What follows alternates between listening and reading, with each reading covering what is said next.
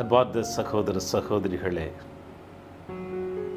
இறை வார்த்தை பகிர்ந்து கொள்வதில் இறைவனை நாம் முழுவதுமாக அனுபவிக்கக்கூடிய ஆற்றலும் வல்லமையும் இறைவன் கொடுத்து கொண்டிருக்கிறார்.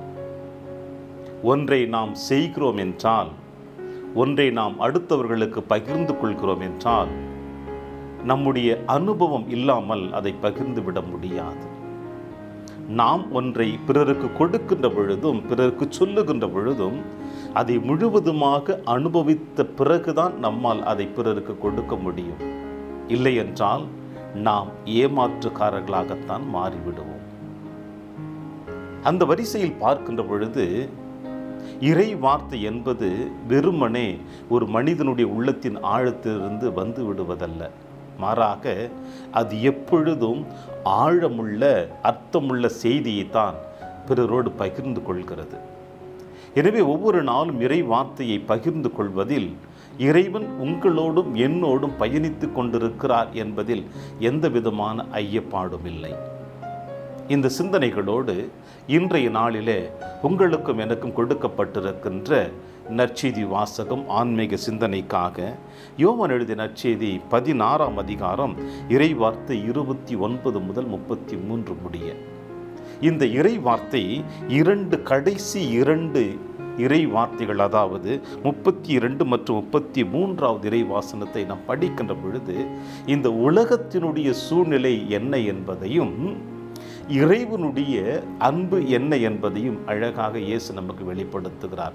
32வது இறை வசனம் இவ்வாறு நமக்கு சொல்லுகிறது: இதோ காலம் வருகின்றது, ஏன் வந்தே விட்டது, அப்பொழுது நீங்கள் சிதறடிக்கப்பட்டு ஒவ்வொருவரும் அவரவர் வீட்டிற்கு ஓடி போவீர்கள்.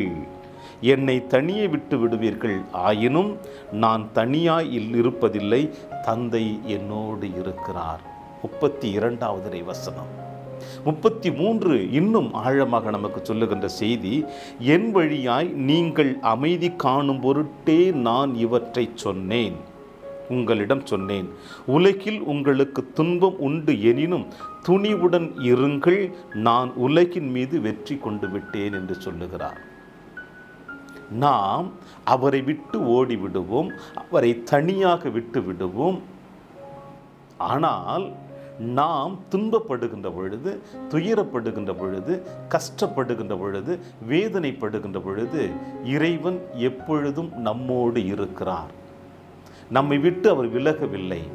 நம்மை அழகாக தன்னுடைய கரத்தில் தாங்கி பிடித்து கொண்டே இருக்கிறார் என்பதில் எந்த விதமான ஐயப்பாடும் இல்லை. இதைத்தான் என் நற்செய்தி வாசகம் சொல்லுகிறார். உலகத்தினுடைய பார்வையில் இந்த உலகம் எப்படி உங்களையும் என்னையும் வழிநடத்தி கொண்டிருக்கிறது, நாம் எப்படி இந்த உலகத்தில் வாழ்ந்து கொண்டிருக்கிறோம், நம்முடைய தேவைகள் நிறைவேற்றப்படுகின்ற பொழுது நாம் பிறரை இருக்க பிடித்து கொள்ளுகிறோம். நம்முடைய தேவைகள் முழுவதுமாக பெற்ற பிறகு அவரையே நாம் நிராகரித்து விடுகிறோம். இது ஒவ்வொரு குடும்பத்திலும் நடந்து கொண்டிருக்கிறது. பெற்றோர்களுக்கும் பிள்ளைகளுக்கும் இடையே நடந்து கொண்டிருக்கின்ற நிகழ்வு, கணவனுக்கும் மனைவிக்கும் இடையே நடந்து கொண்டிருக்கின்ற நிகழ்வு, உடன்பிறப்புகளுக்கு மத்தியிலே நடந்து கொண்டிருக்கின்ற நிகழ்வு, சில நேரங்களில் நண்பர்களுக்கு மத்தியில் நடந்து கொண்டிருக்கின்ற நிகழ்வு, பல நேரங்களில் அலுவலக ரீதியாகவும் இப்படிப்பட்ட நிகழ்வு நடந்து கொண்டிருக்கிறது. இதுதான் இந்த உலகம். அவர்கள் தேவைகளுக்காக, அவர்களுடைய தேவைகள் ஒவ்வொன்று நிறைவேற்றப்பட வேண்டும் என்பதற்காக ஒருவரை சார்ந்திருப்பார்கள். தேவைகள் நிறைவேற்றப்பட்ட பிறகு அவர்கள் அடுத்தவர்களை விட்டு ஓடி விடுவார்கள். எனவே இன்றைய நாளிலே இயேசு அழகாக சொல்லுகிறார்: நீங்கள் என்னை நிராகரித்தாலும், என்னை நீங்கள் தூசணப்படுத்தினாலும், என்னை முழுவதுமாக நீங்கள் விலக்கி விட்டாலும் நான் உங்களை ஒருபொழுதும் விடமாட்டேன், நான் உங்களோடு தான் இருப்பேன் என்று இயேசு சொல்லுகிறார். இறைவனுடைய அன்பு எப்படிப்பட்டதாக இருக்கிறது பாருங்கள். நாம் எப்படிப்பட்டவர்களாக இறைவனுடைய பார்வையில் இருக்கிறோம். இதைத்தான் இயேசு ஒவ்வொரு நாளும் தன் பணி வாழ்வில் சொன்னார், இன்றும் சொல்லி கொண்டிருக்கிறார். எனவே கிறிஸ்துவினுடைய அன்பின் பிள்ளைகளாக மாற்றப்பட்டிருக்கின்ற நாம், கிறிஸ்துவின் பிள்ளைகளாக வாழ்ந்து கொண்டிருக்கின்ற நாம் அனைவருமே எப்பொழுதுமே இறைவனுடைய அன்பில் நிலைத்திருக்க வேண்டும். இறைவனோடு நாம் எப்பொழுதும் நிலையான வாழ்வு வாழ வேண்டும் என்பதைத்தான் இன்றைய நாளிலே இயேசு நமக்கு அழகாக சொல்லி முடிக்கிறார். எனவே அன்பு பிரியமான என் தேவ பிள்ளைகளே, இறைவனுடைய திட்டத்தை நாம் மறந்து விடாமல் இறைவன் எந்த அளவுக்கு நம் மீது அன்பு செலுத்தி கொண்டிருக்கிறார் என்பதை நாம் மறந்து விடாமல் எப்பொழுதும் ஆண்டவருக்கு உரியவர்களாக வாழக்கூடிய வரத்திற்காக நாம் இந்த நாட்களிலே பயணிப்போம். இயேசுவினுடைய பாடுகளின் மரணம், இயேசுவினுடைய உயிர்ப்பு, விண்ணேற்பு அனைத்துமே நமக்கு வெளிப்படுத்துகிறது ஒரே ஒரு செய்தி என்னவென்றால், இன்றைய நற்செய்தி வாசகத்தின் இறுதி அத்தியாயத்தில் சொல்லக்கூடியதுதான். அது என்ன? நான் என்னாலும் உங்களோடு இருக்கிறேன். நீங்கள் என்னை விட்டு விலகினாலும், நீங்கள் என்னை நிராகரித்தாலும், என்னை நீங்கள் விட்டு ஓடிவிட்டாலும் நான் உங்களோடு உங்கள் நிழல் போல உங்களை தொடர்ந்து கொண்டே இருப்பேன் என்று இயேசு நமக்கு அழகாக சொல்லி முடிக்கிறார். எனவே இயேசுனுடைய அன்பின் வார்த்தைகளை நாம் உள்வாங்கி அதை வாழ்வாக மாற்ற வேண்டுமென்றால் எப்பொழுதுமே நாம் நம்பிக்கை உள்ளவர்களாக இருப்போம். பிறரை ஏற்றுக்கொள்ளக்கூடிய மனப்பக்குவத்தோடு வாழ ஆரம்பிப்போம்.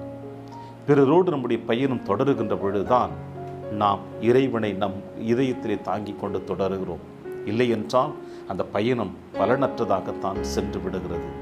எனவே இன்றைய நாளில் நம் ஆண்டவர் இயேசு கிறிஸ்து கொடுக்கின்ற இந்த செய்தியை ஏற்றவர்களாக பயணிப்போம். இறையாசி என்றும் உங்களோடு.